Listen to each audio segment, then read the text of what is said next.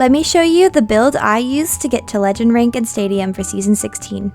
This build is for Mercy players.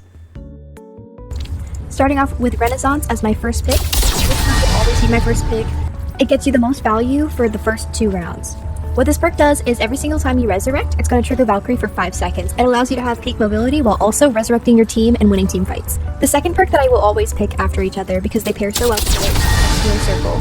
These 2 perks are going to pair very well together because every single time you go for a res, it's going to trigger Valkyrie for 5 seconds. Not only is that going to trigger for 5 seconds, but you're also going to be automatically healing and damage boosting all the targets around you, which means you will be able to actually be useful in Mercy, which means instead of being a heal bot, you can actually become a true support by pulling out your pistol and doing some damage to help out your team. In my opinion, once you get to the 3rd power, it's very situational. There's not a set build.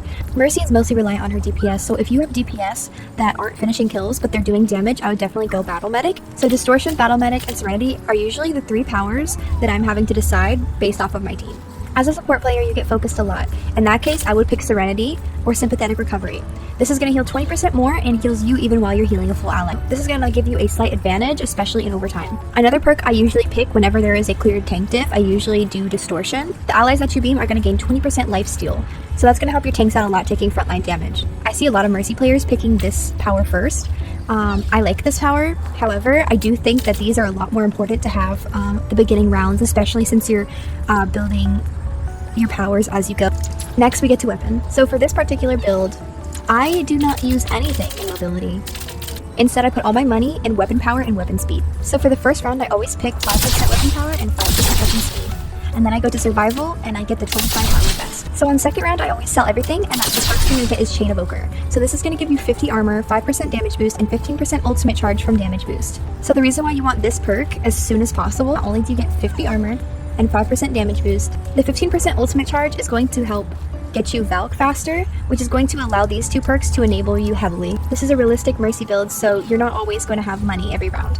But if you do have money left, I usually go with the 5% weapon power and then back again with attack speed. I usually sell these 2 perks on 3rd round and I go for Talon Modification Module, and if I have any money left, I always buy the secondary option, which is 10% attack speed and 5% move speed.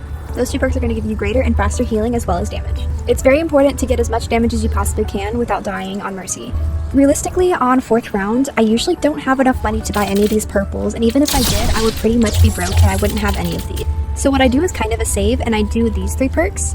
I usually pick Icy Killing because it's going to add on weapon power and a 5% cooldown reduction to my Guardian Angel and Resurrect. On 5th round, you should definitely have enough money, and what I usually do is I sell these perks while keeping this one. I usually just go Eye of the Spider, which is going to give me a max level of weapon power, as well as dealing 10% increased damage to enemies below 30% life, which is going to pair very well with this perk, Battle Medic, whenever we have to finish kills for our DPS. Praying that I have enough money left, I usually pair that with the 20% attack speed. So these 2 perks are basically the updated version of these 2 perks. On 6, I would usually go for Caduceus X. That's going to give me 10% weapon power as well as 30% increased staff range. Not only is this perk going to build on weapon power, but you also will be able to hide behind walls and position correctly while also giving your DPS value. If by round 6 you still don't have enough money to buy this perk, I would probably go with Talon Modification Module, as you will still be building the 15% weapon power. By round 7, I will get these 2 perks. The Volskaya Ordnance, which is 10% attack speed and deal 5% increased weapon damage for every 100 max life the target has more than you. As well as the Closer, which is going to be an extra 20% weapon power while also dealing 10% critical damage, and it will also reveal those enemies for 3 seconds. I know not all of these perks work well with every Mercy player's playstyle, but this is the build that I use, and it has gotten me farthest.